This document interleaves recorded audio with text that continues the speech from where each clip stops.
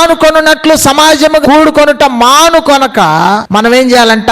అనుదినము కూడుకోవాలి. కొంతమంది ఏం చేస్తారు? సమాజంగా కూడుకోవటం మానుకుంటారు. ఏంది?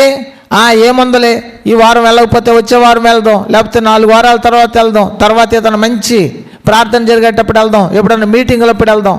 కొందరు మానుకుంటున్నట్టు సమాజముగా కూడుట మానకూడదు. ఎందుకనంటే ప్రతిరోజు దేవుడు నీకు ఆనంద ప్రవాహము తాగనిస్తాడు. ప్రతిరోజు నీ జీవితంలోకి ఆశీర్వాదాన్ని ఇస్తాడు. ప్రతిరోజు సమృద్ధితోటి నిన్ను తృప్తిపరుస్తాడు. ఓకేనా? దేవుని మందిరంలో సమృద్ధి ఉంది అని నువ్వు తెలుసుకోవాలి.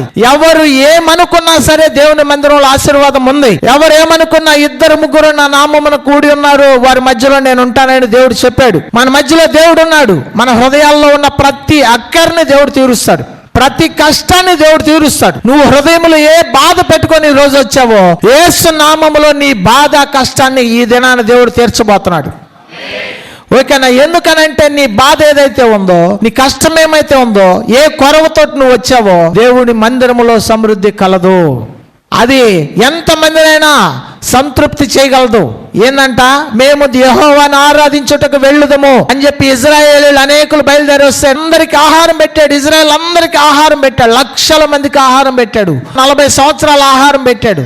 అంత సమృద్ధి ఉంది. మనము ఆయన సన్నిధిలో తీసుకోవాలి. అంధకారమందు దాచబడిన రహస్య ధననిధిని నేను నీకు ఇచ్చేదను. ఎందుకంటే దేవుని సన్నిధిలో సమృద్ధి ఉంది.